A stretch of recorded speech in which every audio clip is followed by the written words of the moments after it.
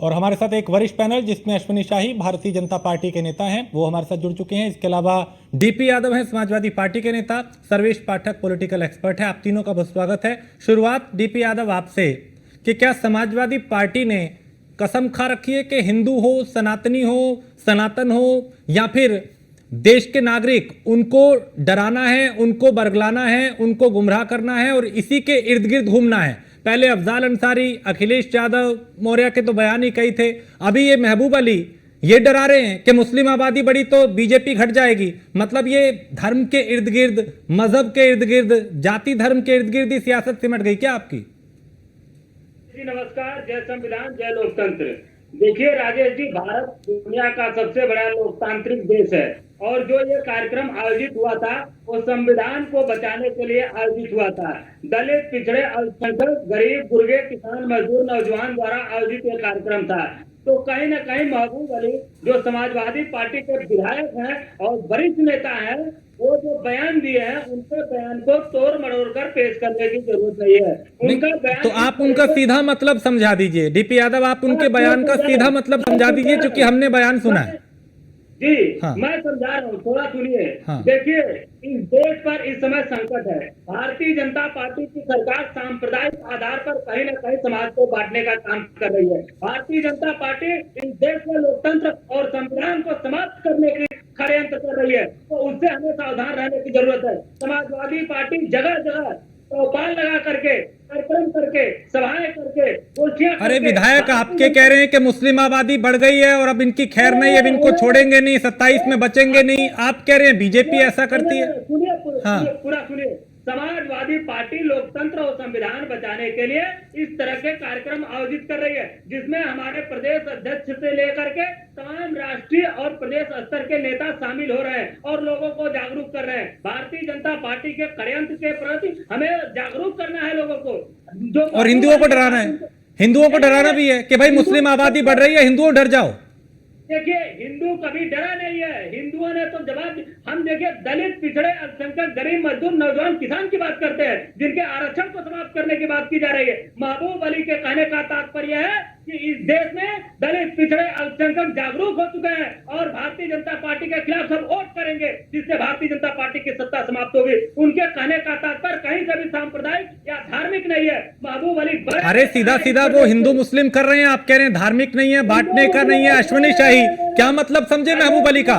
वो कह रहे हैं आबादी मुस्लिम बढ़ेगी तो बीजेपी सीधा सीधा घटेगी, बीजेपी का खात्मा होगा, खत्म होगी। नहीं, देखिए राजेश भाई, स्पष्ट रूप से ये सुनने के बाद डीपी यादव किस तरीके से आंदोलित होकर दलित, पिछड़ा और ओबीसी पता नहीं क्या क्या कर रहे हैं। भाई देखिए, उन्होंने महबूब अली ने जो कहना था उन्होंने सत्य कहा। उन्होंने कहा कि हम इसको दारुल इस्लाम बनाएंगे। इन लोगों की नीयत पहले से है। राजेश जी, आज भारतीय जनता पार्टी जब कहती है कुछ कि हम ज्यादा संख्या में हैं, तो हमको सांप्रदायिक कहा जाता है। इसके पहले तुष्टीकरण की राजनीति में ये लोग इतने लिप्त थे कि अपने आप को ये लोग सेकुलर कहने में इन लोगों को कहीं भी शर्म नहीं आती थी कि सेकुलर कहेंगे भाई, मतलब एक बड़े गर्व से सेकुलर कहते थे। अब यही सेकुलरिज्म यहाँ कहाँ समाप्त हो गया, कहाँ चला गया सेकुलरिज्म? क्यों नहीं अखिलेश यादव ने इसको संज्ञान लिया? और रही बात, उन्होंने जो बात कहा वो है मुस्लिम और अखिलेश यादव है हिंदू। तो भारतीय जनता पार्टी को हटाते हटाते कहीं अखिलेश यादव के विरोध में तो नहीं बोल गए वो कि अगर हम आए हैं इनको हटना पड़ेगा, हमारे इतने प्रत्याशी जीत गए हैं। इस बार समाजवादी पार्टी में गठबंधन से चुनाव लड़ी थी तो शायद 34 या 35 लोग जीते हैं। तो इन लोगों का जो क्रम है और जो जिस तरीके से 37 सीटें जीतकर अखिलेश यादव बोल रहे हैं, इनके जो पार्टी के मुस्लिम विधायक हैं, इन लोगों ने अखिलेश यादव को ही आड़े हाथों लिया है। भारतीय जनता पार्टी इसको जो है देख रही है कि किस तरीके से घृणित बयान आ रहे हैं, किस तरीके से इन लोगों के। आप बीजेपी को कहते हैं कि धर्म जाति की बात करती है, बांटने की राजनीति करती है, लेकिन आप ही के नेता लगातार इस तरह की बयानबाजी कर रहे हैं। हम देखिए राजेश जी, हम नहीं कर रहे हैं, ये पूरा देश जानता है, बच्चा बच्चा जानता है, प्रत्येक नागरिक जानता है कि भारतीय जनता पार्टी का जन्म सांप्रदायिकता के आधार पर हुआ है और भारतीय जनता पार्टी शुरू से सांप्रदायिक राजनीति करती है। अगर राजनीति का सांप्रदायिकरण किसी ने किया है तो भारतीय भारतीय जनता पार्टी ने किया है। लेकिन अब भारतीय जनता पार्टी के दिन लद गए हैं, लोग भारतीय जनता पार्टी के एजेंडों को समझ गए हैं, लोग जान चुके हैं कि ये देश में नफरत की राजनीति करते हैं, नकारात्मक राजनीति नहीं करते तो हैं। ये महबूब अली कौन सी मोहब्बत की दुकान खोल रहे थे भाई? ये कौन सी मोहब्बत की दुकान खोल रहे थे? महबूब अली के पीछे देखिए जो बैनर लगा हुआ है, हाँ। संविधान बचाओ, बस बैनर पे संविधान बचाओ, जुबान पे फिर वही है कि भाई हिंदुओं को डराओ, पीछे तो संविधान बचाओ, आगे हिंदुओं को डराओ। भाई इसका क्या मतलब समझे फिर कि भाई मुस्लिम आबादी बढ़ रही है, मतलब एक वर्ग को आप डरा रहे हैं, एक वर्ग को आप उनका वोट बैंक लेने के चक्कर में खुश कर रहे हैं। देखिए इस देश का हिंदू इतना जागरूक है, इस देश का दलित पिछड़ा अल्पसंख्यक इतना जागरूक है हाँ। कि वो भारतीय जनता ठीक है पार्टी के सर्वेश, क्या मायने समझे इस बयान के महबूब अली के? भाई महबूब अली के बयान के मायने यही है कि ये लोग जो ख्वाब देखते हैं कि भारत को मुस्लिम राष्ट्र में कन्वर्ट करेंगे, और इनका ख्वाब आज से नहीं है। 1947 में एक छलावा के तहत ये मुसलमान भारत में रह गए, और शर्म आनी चाहिए डीपी यादव को कि ऐसे बयान पे, ऐसे सांप्रदायिक बयान पे वो उनका समर्थन करते। डीपी यादव, मैं तुम्हारे समय में नहीं बोला हूँ, मेरे समय में मत बोलो, गुंडा वाला व्यवहार मत करो, गुंडे वाले पार्टी से हो, गुंडा मत बनो नेशनल चैनल पे। बार बार कहता हूँ, हर बार मैंने बर्दाश्त किया, आज मैं बर्दाश्त नहीं करूंगा गुंडा कहीं का।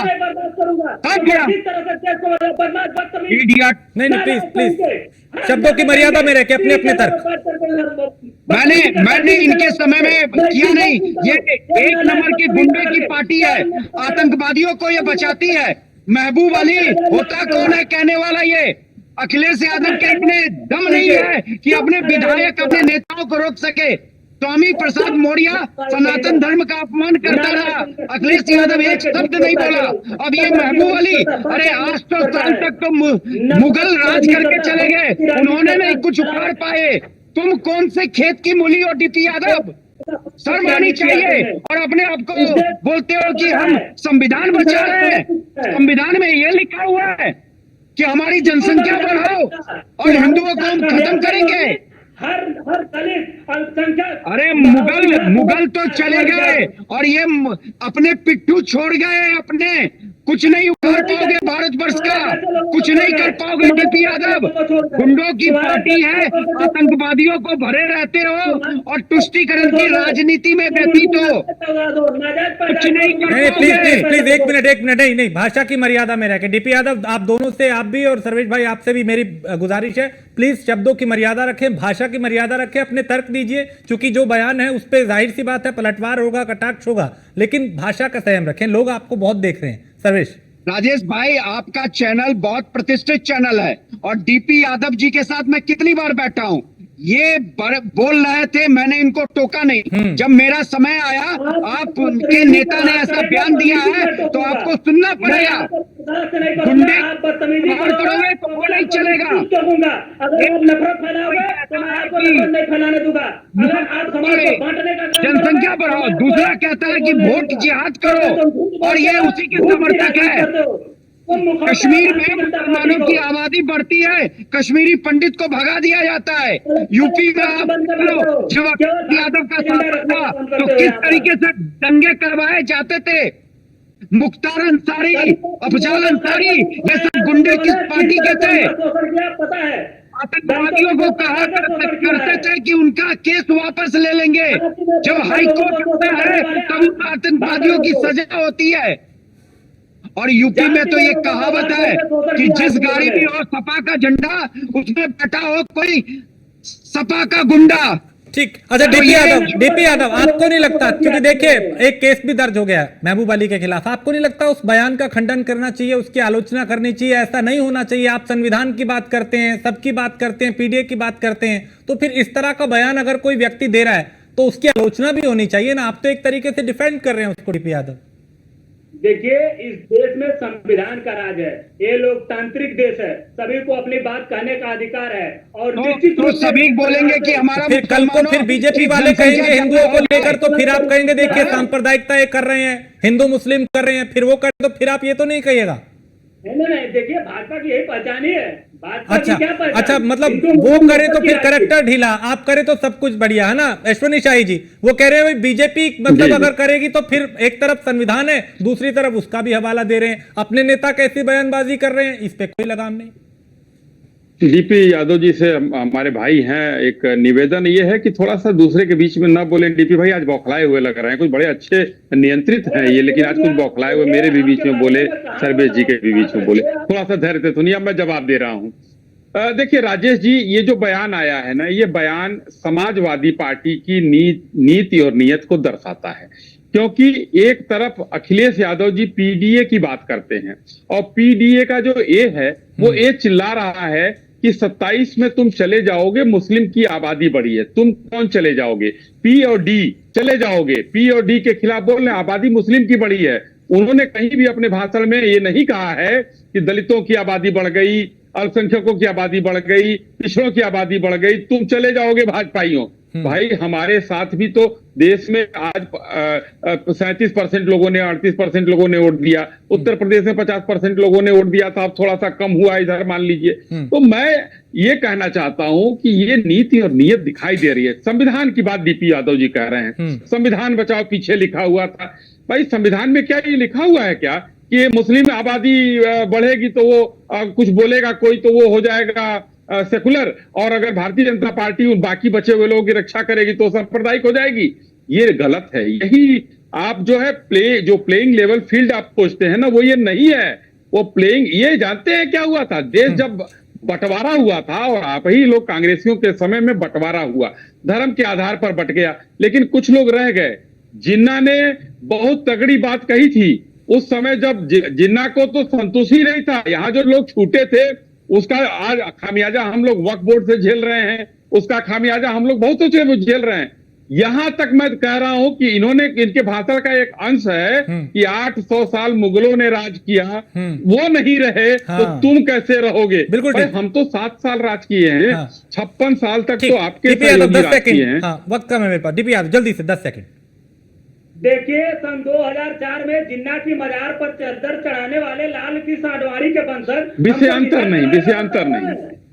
2004 में इन्होंने और जिन्ना के बारे में क्या कहा था लाल कृष्ण नहीं आडवाणी? 4 में नहीं, अभी 24 में क्या रहा उस पर भी बात करेंगे। सर्वेश 10 सेकंड जल्दी से। नहीं भूल पाएंगे जब देखिए, अतीत की बातें हो रही हैं, पार्टी की 1947 ये असली की बातें हो मानसिकता रही है। हैं, उसके तो नेता ने 2004 जो की बोला बातें है होंगी। वो सोची समझी साजिश के तहत बोला है, और हिंदुओं को अब समझना पड़ेगा कि ये जो चलिए, वक्त इतना ही था। बहुत शुक्रिया आप सभी का इस चर्चा में शामिल होने के लिए। लेकिन बड़ी बात यह कि संविधान की बात करने वाले आखिर हिंदू मुस्लिम क्यों करने लगते हैं, क्यों इस तरह की बयानबाजी होने लगती है जिससे समाज में नफरत फैले।